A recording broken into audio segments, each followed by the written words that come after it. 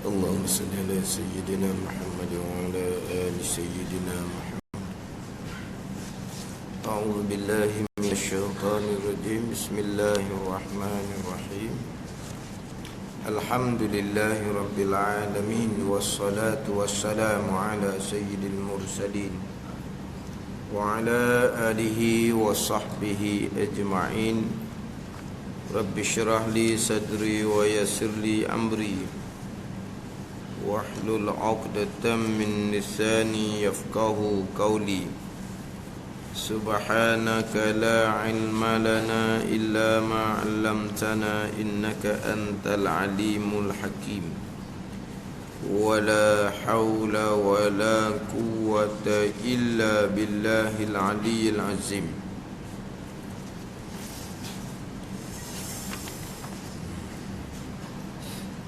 Kita mula di muka surat 2. Di muka surat 2.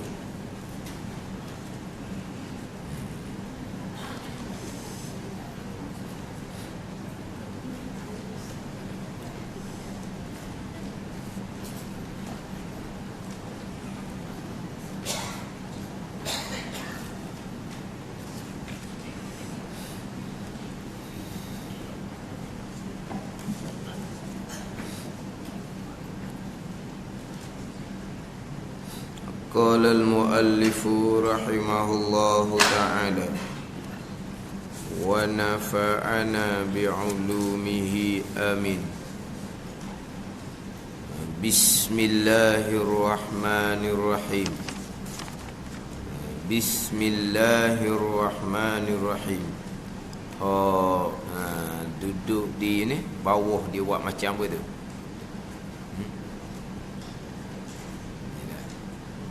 Dia kita nampaknya di bawah tu alhamdulillah je dah. Bismillah tu. Di atas tu nah. Kita nak baca tu. Dia buat bismillahirrahmanirrahim tu dia buat macam capur sikit tau. Dimulakan dengan bismillahirrahmanirrahim. Kalau cetakan baru ni lah.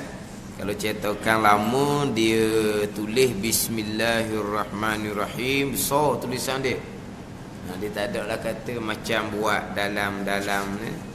Dalam bangunan pula jadi tau. Ya. Pakai hak mana? Pakai hak Jawi baru belaka tau. Ke pakai Rumi? Bukan sebab dalam hak Jawi baru ni bismillahirrahmanirrahim tu duduk dalam. Aku nak cuba cari je. Kalau hak saya ni, hak yang Jawi lama ni, bismillahirrahmanirrahim, dia tak ada bunga-bunga. Ni bunga lagi bangunan apa? Macam bangunan. Aku dah cuba cari kan, tak ada bismillahirrahmanirrahim. Sebab yang nampaknya adalah alhamdulillahillazi atla'a fi samawati qulubil mu'minin je nampaknya.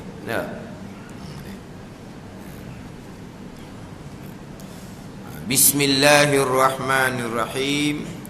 Alhamdulillahillazi atla'a fi samawati qulubil mu'minina syumusal ma'rifati musyrifatan bi anwarit tauhidi wal yakin.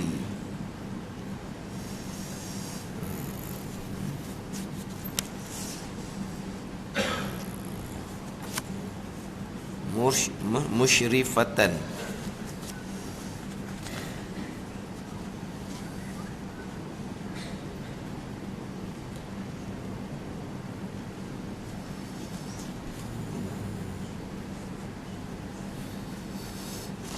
bukan musyrifatan tu, musyriqatan dengan qaf.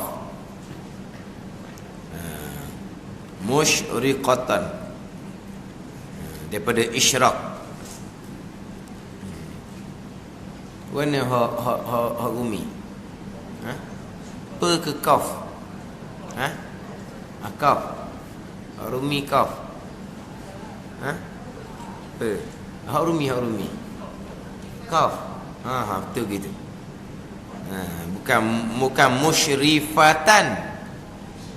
Hak saya ni musyrifatan. Hak Jawi lama pun musyrifatan, hak Jawi baru pun musyrifatan. Ada apa? Saya ngajinya as-shawab, hak betulnya musyriqatan. Masdar dia isyraq. Bukan musyrifatan, bukan. Tambah titik setir gitu.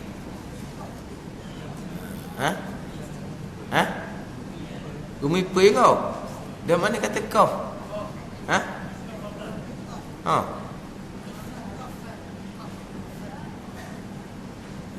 Gumi mana kau? Tu kau. Tu siapa dia Rumi tu? Siapa dia yang Rumi kan hak hitam?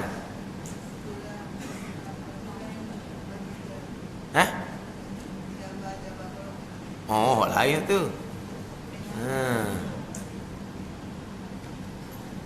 Tu mana?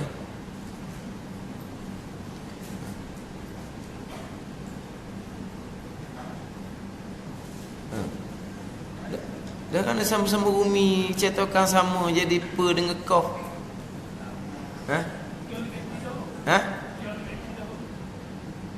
Takut tuan kitab ni titik dah sutir aku ni.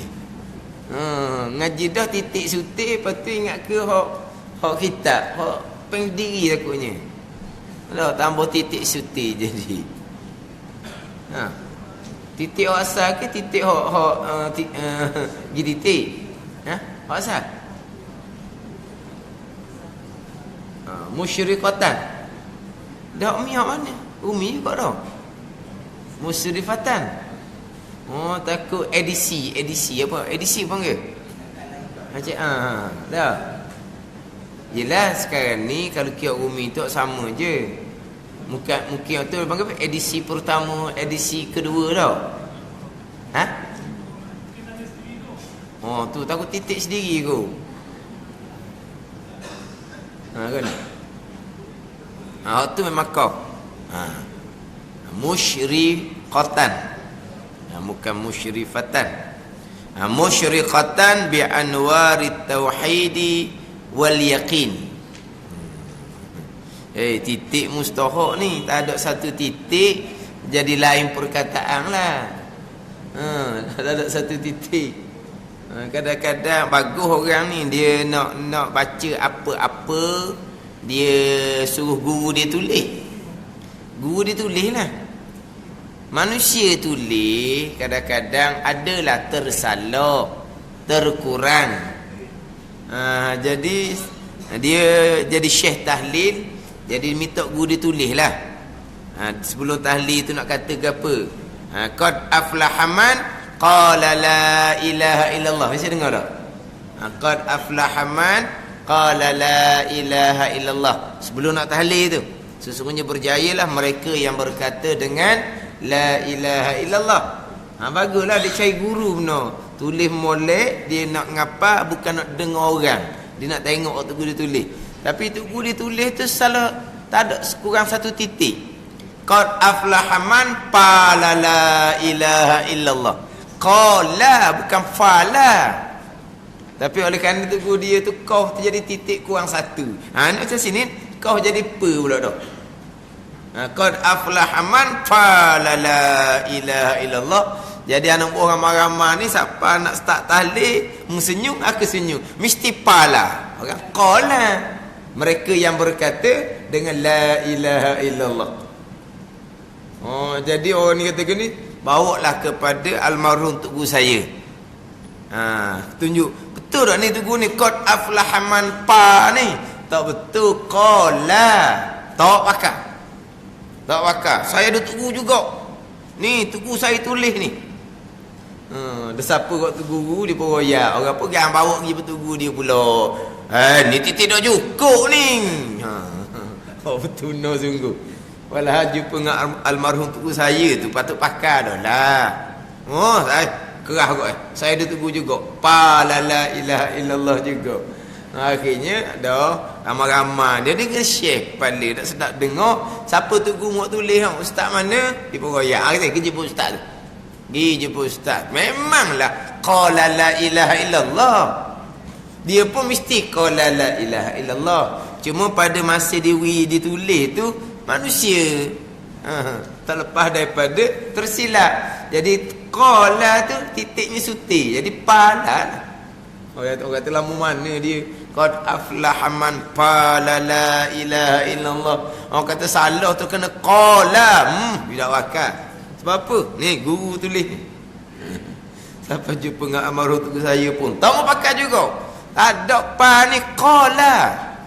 Berkata la ilaha illallah. Tampu. Tak ada. Jangan main. Salah tak ada titik jadi lain makna. Sini musyriqatan bi anwarit tauhid wal yakin. Cuma dah kitab kita ni bismillahirrahmanirrahim, dia tidak datangkan terjemahan lah. Kira-kira terjemahan ni maklum ada. Dengan nama Allah yang Maha Pemurah lagi Maha Penyayang. Tu. Itu terjemahan hak galik-galik kita lah. Pemurah, penyayang. Ar-Rahman, Pemurah, Ar-Rahim, penyayang. Itu di antara terjemahan yang biasalah kita pakai. Pemurah, penyayang. Setengah-setengah dia menterjemahkan Ar-Rahman, Tuhan yang mengurniakan dengan nikmat yang kasar-kasar, yang dapat dengan usaha, seperti harta contohnya. Itu Ar-Rahman Al-Mun'im bijala ilin ni'am, dengan nikmat yang kasar-kasar yang dapat dengan usaha. Ar-Rahim Al-Mun'im bidaqaiqin ni'am, Tuhan yang mengkurniakan nikmat yang halu-halu, nikmat yang seni-seni. Mana? Iman, Islam, ihsan, taufik, hidayah. Tu nikmat yang halus-halus dipanggil. Ar-Rahim Al-Mun'im bidaqaiqin ni'am, Tuhan yang mengurniakan nikmat yang halus-halus, nikmat yang seni-seni. Iman, ihsan, taufik, hidayah, nikmat yang mana tak nampak dengan mata kasar. Ar-Rahman, Tuhan yang mengurniakan nikmat yang kasar-kasar, yang nampak pada zahir, yang dapat dengan usaha. Contohnya harta. Setengah terjemah dengan seumpama tu. Tapi kita biasanya Pemurah, penyayang.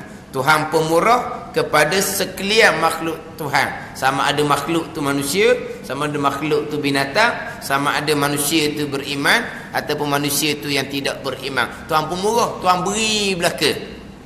Itu Ar-Rahman. Ar-Rahim, Tuhan yang penyayang, dengan bahawa Tuhan kurniakan syurga kepada orang-orang yang beriman.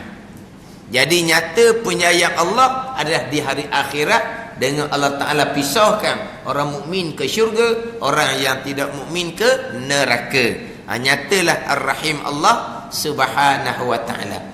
Ar-Rahman, Tuhan pemurah kepada sekalian.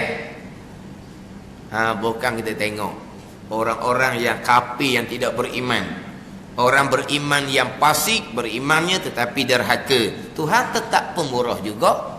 Tak ada lah kata jadi tak ada makanan ke dak. Bukan, terkadang Tuhan beri kau banyak pula ke dianya. Macam orang kafir. Kurniaan Tuhan banyak mana? Hak kaya-rayanya orang kafir. Ni pemurah Allah Subhanahu wa Ta'ala. Sebab apa? Hak dunia yang Tuhan kurniakan ni, dunia ni tak ada nilai di sisi Allah Subhanahu wa Ta'ala. Kalaulah dunia ni ada nilai, walaupun hanya seberat sayap nyamuk, nescaya Allah Ta'ala tidak akan beri orang kafir walaupun minum air seteguk sekalipun. Tapi dunia tak ada nilai di sisi Allah Subhanahu wa Ta'ala.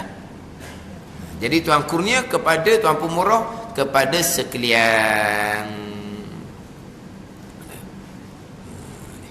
Kalau dunia tak ada nilai di sisi Allah Ta'ala, dan akhirat, syurga, hakikinya sekalian makhluk tiada nilai di sisi Allah Subhanahu wa Ta'ala. Lebih tak lebih, makhluk Allah ni apabila dilebihkan oleh Allah Subhanahu wa Ta'ala, ada nilai apabila diangkatkan oleh Allah Subhanahu wa Ta'ala. Bukan dunia sendiri pun akan ada nilai. Kalau dunia tu ya jadi bekal akhirat.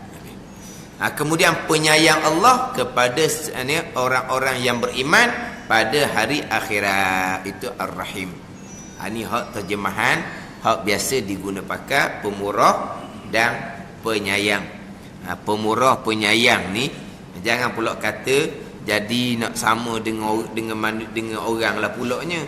Sebab orang pun ada orang yang jenis pemurah dan ada orang yang penyayang. Jadi macam sama pula Allah yang pemurah penyayang dengan manusia yang ada juga orang tu pemurah, orang tu penyayang. Tak sama. Sama pada sebutan tu, tak ada apa-apa tu. Sama pada sebutan sahaja. Sebab dulu pernah ada orang bawa jangan terjemah pemurah penyayang. Pemurah penyayang ni menyamakan Allah dengan makhluk, dengan manusia. Lepas tu nak terjemah ke apa? Ar-Rahman Ar-Rahim. Ar-Rahman Ar-Rahman lah. Tak sedut terjemah. Dia ajar gitu. Lepas tu Ar-Rahim Ar-Rahim lah. Dah apa makna Ar-Rahim? Dia mati waktu. Jangan nak bubuh pemurah penyayang. Apa? Jadi mumasalah. Jadi menyamai pula Allah dengan makhluk. Kalau terjemah Ar-Rahman pemurah, Ar-Rahim penyayang. Lepas tu macam mana? Kekalkan Ar-Rahim dengan Ar-Rahim. Tak usah terjemah. Ni orang ngajar ni. Sebab terjemah je pemurah, menyamai manusia. Terjemah je penyayang, menyamai manusia. Nak sama kok mana? Pemurah apa? Pemurah harta benda. Harta benda milik Allah, bukan milik dia. Hakikilah. Tuhan letak pada dia, milik dia lah sementara. Jangan salah faham pula ni. Al-mal malullah. Harta Allah Subhanahu wa ta'ala. Dia kata boleh ambil dah ke? Bukan hak dia pun, hak Allah. Ni menafikan syariat. Ada bawa gitu. Memang hakikinya semua tu milik Allah Subhanahu wa ta'ala. Bila Allah Ta'ala kurnia kepada seseorang, menjadi milik seseorang untuk sementara. Orang lain tak boleh nak kosek. Itu sebuah syariat. Tapi hakikinya yang ada di seseorang tu adalah milik Allah Subhanahu wa ta'ala. Jadi kalau dia pemurah pun, pemurah bukan barang milik dia. Dia pemurah akan harta milik Allah Subhanahu wa ta'ala. Tapi pemurah Allah kurnia, barang siapa? Milik Allah Subhanahu wa ta'ala. Allah kurnia kepada sekalian. Sama? Takkan nak sama. Kemudian orang yang jadi pemurah ni pun sesunat Allah. Mana takkan sama? Manusia ni pemurah, hak milik Allah. Dan Allah pun kalau ni perintah infak ke apa semua, Allah tidak minta hak milik manusia. Allah minta hak milik Allah sendiri. Wa anfiqu mimma razaqnakum. Wa anfiqu mimma razaqnakum. Wa anfiqu mimma razaqnakum. Infaklah kamu daripada harta yang kami rezekikan akan kamu. Mana apa? Harta kami tu Tuhan kata.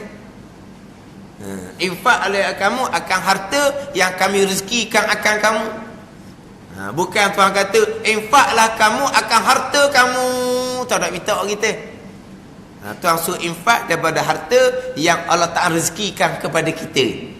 Tapi kalau harta tu hak kita mutlak, tak usah duduk infak lah, simpan molek. Sebab Allah tak minta. Allah tak minta kita. Allah mintanya wa anfiqu mimma razaqnakum. Infaklah kamu daripada harta yang kami rezekikan kepada kamu. Mana? Hak diri kita rezeki daripada Allah ke hak kita sendiri? Daripada kepandaian kita sendiri. Min ilmin indi. Harta yang aku dapat ni daripada pandaian aku. Tu kata Qarun. Min ilmin indi. Daripada kepandaian aku, kata Qarun.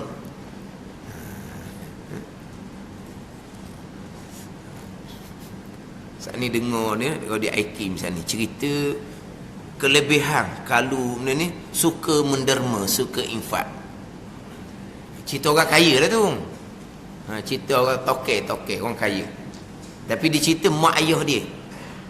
Perangai mak ayah dia boleh derma. Dia kata ayah dia kalau boleh duit peceng, separuh derma, separuh dia balik rumah.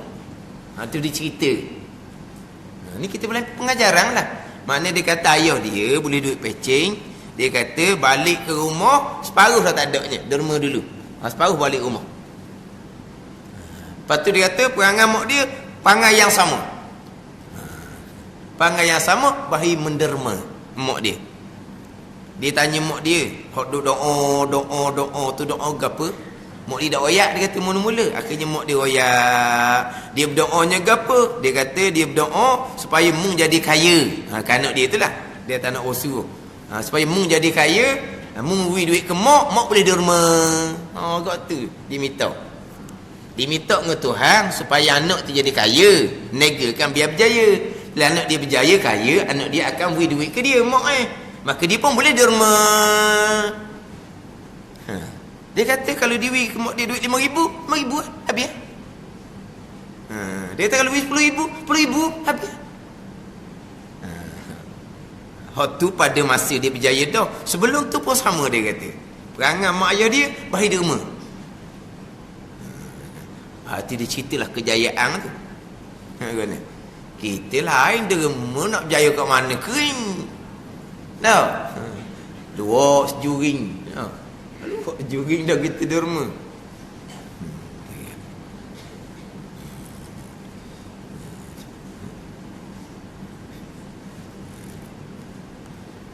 Itu semua hak milik Allah Subhanahu Wa Taala. Kita infak, Tuhan akan ganti balik.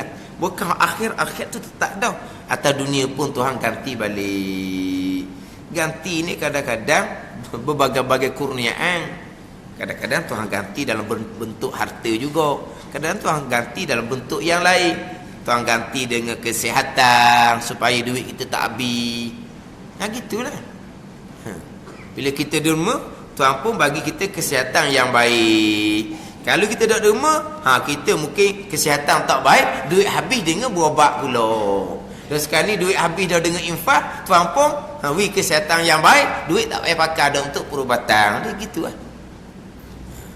Kita derma, Tuhan pelepas kita daripada kena musibah aksiden ke. Kalau tanpa kita derma, kemungkinan kita habis duit dengan baiki aksiden tu pula. Aksiden jangan main. Ratus ribu biasa je habis duitnya. Nak baiki-baiki apa semua tu. Tuhan ganti dengan pelepas daripada musibah. Orang kafir kadang-kadang dia percaya kalaulah suka tolong orang, murah rezeki, dia kata. Satu lagi orang kafir percaya ni, kalau khidmat pada ibu bapa akan murah rezeki. Maka di antara saya dengar radio tadi tu, 3 perkara dia kata nak kena jaga. Yang pertama, jaga solat. Yang kedua, jaga ibu bapa, khidmat pada ibu bapa. Yang ketiga, jangan kedekut, kena banyak infak, banyak derma, akan berjaya.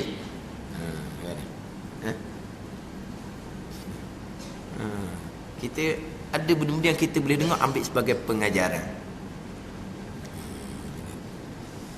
Semua ada kita milik Allah Subhanahu Wa Taala. Allah letak pada kita sementara sahaja, ujian kepada kita sama ada kita nak jadikan milik kita sebenar-benarnya, bekal akhirat, ataupun untuk jadi milik sementara setakat selama mana kita hidup. Lepas daripada kita mati, semuanya akan jadi milik orang lain pula. Jadi kalau pemurah manusia, sekadar tu je. Pemurah daripada harta milik Allah. Allah pemurah, Allah sendiri. Jadi sama pemurah Allah dengan pemurah manusia. Samalah penyayang Allah dengan penyayang manusia. Penyayang Allah memasukkan orang mukmin ke dalam syurga. Penyayang manusia, ibu yang penyayang, boleh memasukkan anak ke dalam syurga? Tak boleh. Kemudian kalau ibu tu penyayang sekalipun, datang sifat penyayang adalah datang daripada Allah Subhanahu Wa Taala. Yang kata tak boleh nak menyamai Allah dengan makhluk ni, hak sama sungguh. Pemurah ke penyayang ke tak sama, sama pada bunyi saja. Hak saya pernah cerita sebelum ni tu, hak ada orang mengajak, Kata ibu penyayang syirik. Bapa menyamakan ibu dengan Allah. Sebab yang penyayang Allah, tiba-tiba kita sebut ibu yang penyayang. Ibu yang penyayang. Syirik kepada Allah sebab penyayang adalah nama kepada Allah Subhanahu wa taala Ar-Rahim, bukan ibu. Tapi Allah yang Ar-Rahim, yang penyayang. Dia kata syirik ni kadang-kadang kita tak belajar, dia kata menyebabkan kita tak sedar pun percakapan kita tu sudah jadi salah. Sehingga kan kata pak mak kaya pun syirik. Sebab Al-Ghaniyu Allah, bukan pak mak Al-Ghaniyu. Al-Ghani Allah Ta'ala, bukan pak mak. Ni kata pak mak kaya. Ni tanpa disedari kita bercakap dengan percakapan yang syirik, menyamakan pak mak dengan Allah. Sebab Al-Ghaninya adalah Allah Subhanahu wa taala. Ni. Tapi orang tukang bawa ni bukan orang berlatar belakang agama. Tapi mudah-mudahlah nak mensyirik kau tu, nak mensyirik kau ni. Jangan buat mudah-mudah. Nak meletakkan syirik-syirik apa semua ni. Itu hanya kalau kata kaya pun, kaya pun mak kaya balas mana? Semua tu milik Allah Subhanahu wa taala. Kaya Allah, Allah lepas tidak berhajat kepada segala-galanya. Itu kaya Allah. Al-Ghani, kaya Allah ni bukan kaya harta. Makna apa? Allah lepas tidak berhajat kepada segala-gala. Dapat mak kaya tidak berhajat. Kau kaya, kau banyak hajat kepada orang. Kau kaya, kau banyak hajat kepada orang. Perlu pada pekerja yang ramah, perlu pada pembantu yang ramah. Kau kaya, kau perlu pada orang. Kau kaya, kau tu orang buat, orang buat. Kaya yang sebenar tak payah orang ni, buat sendiri. Kaya sikit, kereta orang bawa. Kaya sikit, masak orang masak. Kaya sikit, nyapu pun orang nyapu. Perlu pada orang belaka tu. Kaya apa balas tu? Kaya sungguhnya tak perlu pada orang. Tak perlu pada dereba, tak perlu pada tukang masak, tak perlu pada tukang kebun. Sebab apa? Terkaya-kaya, tak berhajat pada orang. Ni kau banyak harta, kau berhajat pada orang. Kena? Kaya gitu? Tak kaya gitu. Lepas tu kata pak mak kaya pun tak akan menyamai, tak akan kata mensyirikkan pak mak dengan Allah Ta'ala. Sebab apa? Bunyi sama tapi maknanya tak sama. Siapa dia kata syirik? Percakapan syirik yang mana bila kita tak belajar, terkadang kita tak sedar percakapan kita jatuh kepada syirik. Lepas tu kita kebergaluh. Bab syirik ni kebergaluh ni cemat. Yelah kadang-kadang benda-benda tu benda yang tak ada faedah belaka. Benda-benda tak cerdik belaka. Tapi jangan kita mudah kata syirik. Contohnya baru ni ada orang tanya, dia kata macam mana hak masalah kalau dulu dia panggil surat berantai. Dulu dia panggil surat berantai kalau dulu. Lain ni panggil mesej berantai. Mesej tak? Tahu tak mesej berantai? Dia kena atur apa kan? 20? 10 orang dia. Siapa mesej kita, kalau kita mesej pada orang lain pula, seramai mana yang dia ayat lah, berapa puluh orangnya, kita akan dapat nikmat, dapat tapi kalau dah atur siap, akan datang bala. Dulu surat perantai lama dah ni cerita 30-40 tahun dulu ni. Konon-konon ni surat ni datang daripada orang alim dia tulis. Saya pernah tengok dulu. Dia ni tak surat dah ni, dia mesej ni. Orang pun tahu kalau atur ni kan. Kalau nak mesej mudah kan. Atur. Kalau dulu surat ni kena tulis, tu payah sikit. Ni mudah. Sebab apa atur tu? Beranggapan dapat manfaat, beranggapan kalau dah atur mungkin kena mudarat. Takutnya atur. Anggapan dia seumpama tu. Ni semua syirik kepada Allah. Kata begitu. Syirik ni dia berpegang manfaat tu datang daripada surat berantai tu, dan mudarat tu datang dari surat berantai. Berpegang, beranggapan. Memang orang lemah iman ni dia anggapan dia macam-macam. Orang lemah iman ni anggapannya macam-macam. Ya, kalau orang tahu apa-apa tawaran, kita pun pergi sebab apa? Anggapan kitanya dapat orang ditawar. Tapi kalau diugut apa-apa, ngeri kitanya. Sebab apa? Anggapan kita hok diugut tu tak saja. Dia kata dia buat sungguh. Maka kita pun takutnya ke dia. Sebab apa? Sebab anggapan kitanya kalau kita tak dengar hok dia kata ni, hok diugut ni, dia akan buat sungguh. Bukan diugut saja. Maka kita pun jadi takut kerana anggapan kitanya dia akan buat mudarat kita. Itu panggil anggapan. Tapi pegangan kitanya manfaat tu perbuatan Allah, mudarat tu semua datang daripada Allah Subhanahu wa taala. Jangan kita mudah dia buat anggapan maka syirik. Saya dengar dalam khutbah raya baru ni. Dalam khutbah Jumaat, ada khutbah raya puasa baru ni. Dalam khutbah dia kata, dia cerita bab Mesih ni, Mesih berantai ni, kalau beranggapan mendapat manfaat mudarat, syirik kepada Allah Subhanahu wa taala. Mudah nak mensyirikkan orang. Ini semua kita cerita orang-orang hak lemah iman lah, hak gitu dia pakar. Tak tahu mari mana ni. Dia mesej sungguh tu mana orang dak cerdik lah. Tapi jangan kata syirik, bukan kata benda tu benda molek. Bukan kata benda tu mari mesej kita pun tolong sebab dak caranya. Tiba-tiba kita tak cara, lepas tu sepak pecah kaki ni ni hak tadi ni dak mesti cara sangat, tengok dah pecah dah kaki sepak. Tak mesti cara sangat kan kena sungguh tu. Berpegang gitu? Tidak. Tidak tu. Jangan buat mudah-mudah kata berpegang syirik, jangan. Kalau kata hak gitu mucaya cerdik sangat tak apalah hak gitunya. Benda hak berantai ni, surat berantai, mesej berantai lama dah orang tak layang-layang dah orang cuma perbaharu yang lama, tengok siapa hak cerdik, siapa hak tak cerdik, gitu je lah. Kalau mubalah agak tak cerdik lah, nak kata setakat tu tak ada masalah, tak cerdik sungguh seumpama tu. Tapi janganlah kata syirik lah apalah.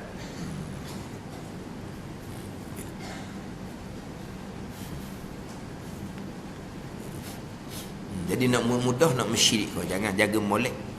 Syirik, kalau sebut kata syirik ada dua. Syirik jari, syirik khafi. Tapi bila sebut itlaq syirik, pergi pada syirik jali lah, syirik kapi tu lah. Tapi bila kita itlaq syirik jali, syirik kapi, patut yang kita mudah-mudah. Jadi bismillahirrahmanirrahim, dengan nama Allah yang Maha Pemurah lagi Maha Penyayang. Kita maklumlah tiap-tiap perbuatan yang baik disunatkan mula dengan bismillahirrahmanirrahim, barulah perbuatan tu akan bertambah keberkatan di sisi Allah Subhanahu wa taala. Jadi karang kita ni benda yang baik, jadi semua kita akan dimulakan dengan bismillahirrahmanirrahim, sehingga kan kalaulah kita terjumpa satu kitab ataupun satu catatan, satu risalah, tulisan tangan ke contohnya, ataupun dia ditarik molek contohnya, tapi benda tu benda baik tapi tak ada bismillah di awalnya, kosong itu terus pergi pada dia punya ayat dia lalu dah tak ada dimulakan dengan bismillahirrahmanirrahim, maka kita tanggung dia kata bismillah dengan mulut tanpa dia tulis. Kita buka tu lah. Yelah, dia nak tulis risalah baik ni, dia tak tulislah bismillahirrahmanirrahim. Sebab apa? Sebab dia takut juga, dia kata ni risalah-risalah je ni, bismillahirrahmanirrahim tetap ayat Quran. Takut risalah ni nanti kan dia pergi buang mana-mana pula kan, contohlah. Jadi dibimbang takut pergi buang kata-kata, tiba-tiba ada bismillahirrahmanirrahim, dia pun tak tulis bismillah. Kita buka tu. Tapi kok ke mana pun kita kira orang yang nak tulis risalah yang baik ni mesti dia akan kata bismillahirrahmanirrahim terlebih dahulu, walaupun tidak ada dalam tulisan catatan sekalipun. Kita kena tanggung kok tu, sebab kita ni biasanya kalau benda yang baik, mulut kita akan sentiasa mulakan dengan bismillahirrahmanirrahim. Apa-apa perbuatan yang baik, Setengah orang ni amalan lidah. Apa yang nak pegang? Bismillahirrahmanirrahim. Perbuatan yang baik. Mulakan dengan Bismillahirrahmanirrahim. Amin. Walaupun kita hok kata Bismillahirrahmanirrahim tu dalam keadaan kita uzur sekalipun, haid dan nifas sekalipun, tetap kita nak mulakan perbuatan yang baik, makan, minum ke, nak buat kerja apa, nak masuk ke, tetap akan mulakan dengan Bismillahirrahmanirrahim. Walhal Bismillahirrahmanirrahim adalah ayat Quran. Orang haid, orang nifas diharamkan membaca ayat Quran walaupun hanya satu huruf. Orang haid dan nifas haram membaca Al-Quran bukan satu ayat walaupun hanya satu huruf sahaja. Tiba-tiba dalam keadaan haid dan nifas nak buat perkara baik, mulutnya tetap kata dengan Bismillahirrahmanirrahim. Ke mana? Kira orang puan haid nifas dia makan pakai makan gitu je. Ambil nasi pakai suak je. Tak ada kata Bismillahirrahmanirrahim. Sebab apa? Orang haid, orang nifas mana boleh baca Quran?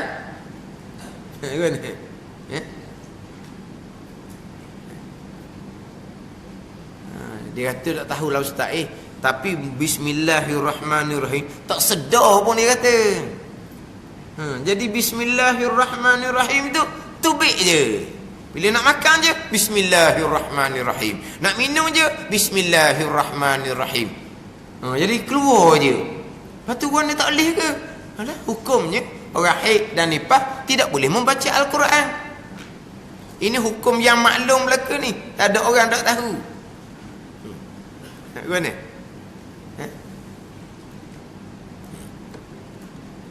Kan ada orang tak tahu. Oh gitu, orang haid dan nifas tak boleh baca Quran. Orang tahu belaka tak boleh baca Quran. Dan Bismillahirrahmanirrahim yang dibaca itu bukan ayat Quran. Memanglah ayat Quran. Kalaulah kata Bismillahirrahmanirrahim di tiap-tiap awal surah, 113 surah tu, Bismillahirrahmanirrahim tu khilaflah ulama. Jumhur ni pandangan dalam mazhab Syafi'i ayat Quran. Pandangan mazhab lain, contoh mazhab Hanafi bukan ayat Quran. Bismillah yang ada di awal 113 surah daripada 114 surah. Satu surah yang tidak ada bismillah, surah Taubah, surah Bara'ah tu. Bara'atun minallahi wa rasulihi ilal ladzina ahadtum minal musyrikin tu. Tu tak ada. Tak ada bismillah satu surah tu. Tak ada bismillah. Bahkan kalau baca bismillah di awal surah Bara'ah, hukumnya adalah makruh di sisi pandangan Syekh Ramli, haram di sisi pandangan Syekh Ibn Hajar. Tapi kalaulah kita berhenti di tengah surah Bara'ah, surah Taubah, kita berhenti tengah, kemudian lain kali kita sambung balik, lain kali kita sambung balik sama tengah dah lah. Bukan di awal ni tengah, tapi surah Bara'ah belum habis, kita berhenti tengah surah sampai di ain tu ke, kemudian ke arang ke esok kita sambung balik. Sunat tak baca bismillah. Pandangan Ibn Hajar, pandangan Syekh Ramli nya sunat baca bismillah. Pandangan Syekh Ramli nya, pandangan Syekh Ramli sunat baca bismillah sebab di tengah. Pandangan Syekh Ibn Hajar nya hukumnya makruh, tetap tidak disunatkan walaupun bukan di awal surah Bara'ah sekalipun. Jadi surah Bara'ah je tak ada bismillah. Sebab surah Bara'ah ni, surah Taubah ni banyak cerita bab peperangan. Maka tidak disunatkan mula dengan Bismillahirrahmanirrahim. Setengah pandangan mengatakan surah Bara'ah tu sambung dengan surah yang sebelum, bukan satu surah yang asing. Jadi tidak perlulah Bismillahirrahmanirrahim. Tidak ada Bismillahirrahmanirrahim situ. Itu setengah pandangan lah. Jadi ada bismillahnya 113 bismillah di tiap-tiap awal 113 surah. Yang mana dalam mazhab Syafi'i itu adalah ayat Quran. Kata khilaf lah situ. Kalau orang engkar bismillah yang ada di tiap-tiap awal surah, termasuk bismillah di awal surah Fatihah kita tu, dia kata bukan Fatihah, itu tak jadi kafir. Sebab apa? Sebab bismillah di situ khilaf ulama ayat Quran ataupun bukan.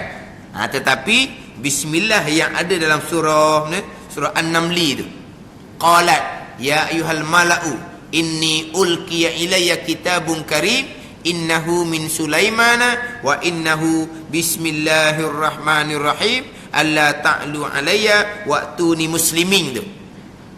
Innahu min Sulaimana wa innahu bismillahirrahmanirrahim tu. Hak Balqis cerita pada pembesar dia, aku ni diutuskan satu surat yang mulia. Dalam surat tu tulis apa? Innahu min Sulaimana wa innahu bismillahirrahmanirrahim. Tu ijma' ayat Quran. Engkau tu bahan kafir lah jawapan dia. Tapi maknanya bismillahirrahmanirrahim ayat Quran. Walaupun bukan kata bismillah di awal tiap-tiap surah, 113 surah. Kalau ayat Quran, mana orang hik nipah boleh baca?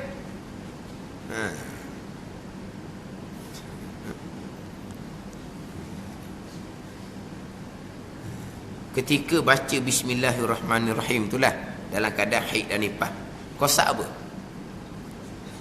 Kosaknya apa? Kosak baca Quran. Kosak baca? Yelah, kosak baca. Sebagai baca Quran, kosak apa? Dodang baca Quran, kosak gapo lagi Quran lah. Gitu. Dan bila baca bismillahirrahmanirrahim tu Quran, maka apa laginya Quran lah. Kosak apa lagi? Jadi Quran lah. Dia gini. Kita baca ayat Quran, kalaulah ada sarih, ada perkara yang sebenarnya menyekat kita daripada baca Quran. Haid dan nifas tu menyekat kita daripada membaca Al-Quran. Bila kita baca Al-Quran dalam keadaan ada sarih, ada benda menyekat, selagi tidak kosak membaca Al-Quran, tidak dihukumkan membaca Al-Quran. Tetapi kalau kita baca Al-Quran dalam keadaan kita tidak ada sarih, tidak ada benda yang menyekat, tak ada benda yang menyekat, kita tidak ada haid, tak ada nifas dan tidak berhadas besar, apabila kita baca je Al-Quran, automatik dihukumkan kita membaca Al-Quran. Dia gitu. Kita baca Al-Quran memang bismillahirrahmanirrahim ayat Quran. Orang yang baca bismillahirrahmanirrahim ni ada sorry dah, ada benda yang menghalang ke tak? Adalah haid nifas, sebenarnya tak boleh baca Al-Quran. Maka orang yang ada haid dan nifas seumpama ni, dia membaca bismillahirrahmanirrahim, tidak akan dihukumkan baca Quran selagi tidak kosak Quran. Ada gitu je. Kalau kita orang biasa ni, bismillahirrahmanirrahim, kita boleh pahala umpama membaca Quran. Jadi Quran sebab kita tidak ada benda yang menghalang. Apabila ada sorry, ada benda yang menghalang, kita membaca Quran, baca bismillahirrahmanirrahim contohnya, selagi tidak kosak Quran, tak hukum baca Quran. Sama ada tidak kosak apa-apa, macam tadi saya sebutkan. Nak makan je bismillah, tubik. Nak minum je bismillah, tubik gitu je. Dia panggil apa ni? Itlaq, tidak kosak apa-apa. Ataupun dia kosak zikir, kosak bacaan yang disunatkan sebelum kita buat benda baik. Itu yang kedua.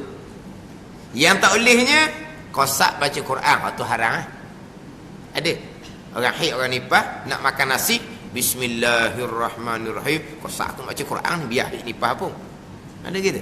So tak ada. Ataupun dia dua kosak. Kosak zikir ya juga, sebab memang disunatkan baca bismillah sebelum kita buat benda baik. Kosak baca Quran ya juga, jadi dua kosak situ, hukumnya adalah haram. Dia gitu je. Tapi sahih lah. Takkan nak kosak baca Quran lagi, moga haid nifas tak boleh baca Quran. Mana apa, tak kosak apa-apa, ataupun kosaknya mana zikir yang disunatkan kita sebelum daripada kita buat benda yang baik.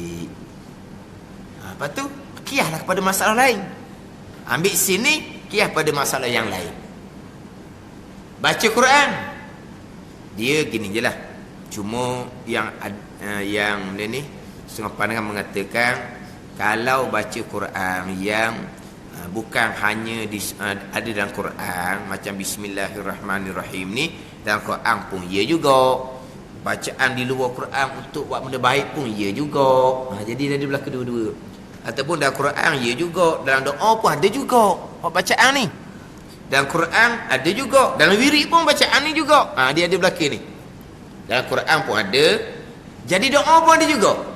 Macam doa naik kenderaan tu ayat Quran. Tu doa subhanallazi sakhkhara lana hadza tu. Tu ayat Quran. Dalam Quran pun ya juga, dan doa pun ada juga.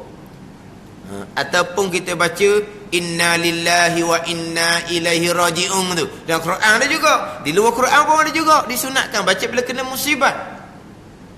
Ni ada dua-dua ni. Kalau ada dua-dua seumpama ni, walau tidak ada khilaf ulama. Selagi tak qasak Quran, tak hukum Quran. Macam doa Rabbana zalamna anfusana Rabbana atina fid dunya hasanah Rabbi ja'alni muqimas salah, contohnya lah. Banyak doa, tapi dalam doa pun ya juga, dalam Quran pun ada juga. Dia ada belakang dua-dua tu. Itu tak ada khilaf lah. Selagi tak qasak Quran, tidak hukum Quran, maka tak berdosa. Ataupun kita kata dalam doa ada, dalam Quran ada, dalam wirid pun ada. Dalam wirid, contoh dalam wiridnya baca ayat kursi, dalam wirid semayang baca amanah rasul, baca syahidallah. Tu dah ayat Quran. Dalam Quran pun ada, dalam wirid pun ada. Contohnya sudah siap semayang, keluar ada wahid, contohnya dah nak wirid dah. Sebab apa? Dalam wirid ni sebahagiannya ayat Quran. Wirid ni tak apalah. Sebab walaupun ayat Quran, dalam Quran pun ada, dalam wirid pun ada, tu tak ada khilaf. Cuma yang timbul khilafnya, ayat tu tidak ada dalam bacaan yang lain, cuma dalam Quran sahaja. Hak kebanyakannya. Cuma hak adanya dalam Quran sahaja, bukan dalam doa, tak ada contohnya. Hak dalam Quran sahaja. Pandangan muktamad, selagi tidak qasak Quran, hukumnya sama saja, tidak dihukumkan membaca Quran. Gitu je. Itu pandangan muktamad. Ni timbul kata kalau kita qasak, kita nak mengajar orang, boleh, tak ada masalah. Qasak taklim. Kita ustazah, ada ketikanya tak boleh nak mengajar, tak boleh nak baca Quran. Tak boleh nak baca Quran, tapi kita mengajar tetap kita mengajar macam biasa. Mengajar macam biasa, tapi nak pegangnya tak boleh lah. Nak pegangnya tak boleh.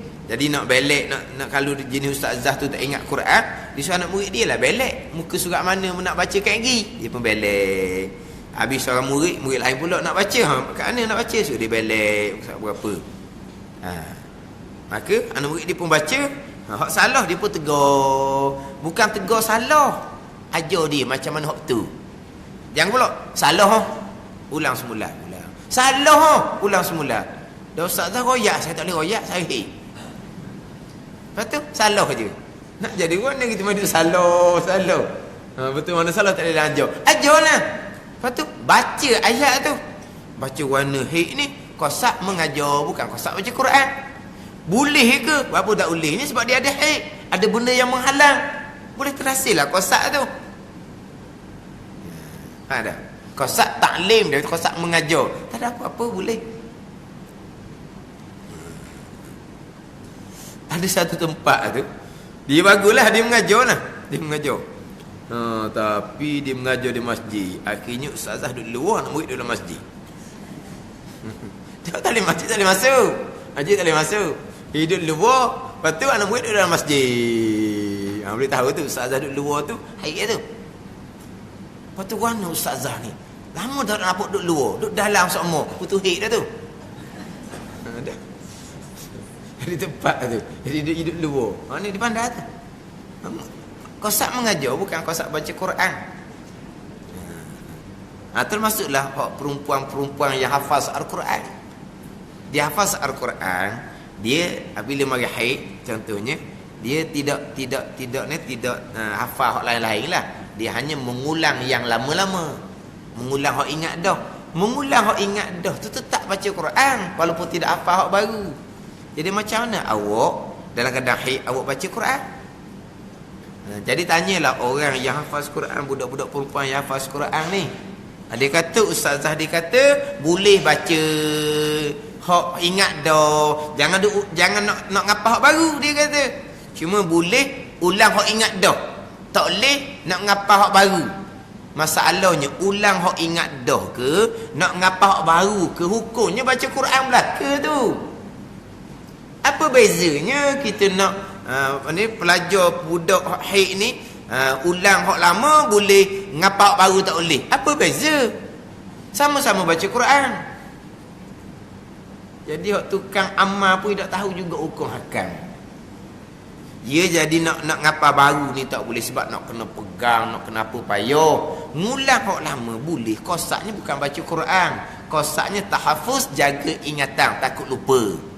Kosak zikir ke ataupun tidak kosak apa-apa, pakai tubik mulut je.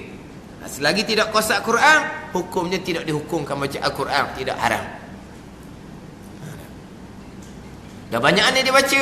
Banyak dia baca. Kalau ustazah untuk mengajar, tak banyak mana dia baca. Bukan semua nak kena baca. Kalau anak murid dia salah, baru dia baca, dia betul balik. Jadi hukumnya sama dengan orang haid nifas baca Bismillahirrahmanirrahim, bergantung kepada kosak. Tidak kosak apa-apa, itlaq dipanggil, ataupun kosak zikir. Tak apa, kalau tak bolehnya kosak Quran ataupun kosak zikir dan Quran, maka hukumnya adalah haram. Mana orang haid nifas apa? Buat perkara yang baik, sunat baca Bismillahirrahmanirrahim. Tiap-tiap perbuatan yang baik yang tidak dimulakan dengan Bismillahirrahmanirrahim, perbuatan tu akan kurang keberkatan. Itu padahal tu setakat tu ialah cerita bab hukum Bismillahirrahmanirrahim. Alhamdulillahillazi atla'a fi samawati qulubil mu'minin syumusal ma'rifati musyriqatan bi anwarit tauhidi wal yakin. Wallahu a'lam.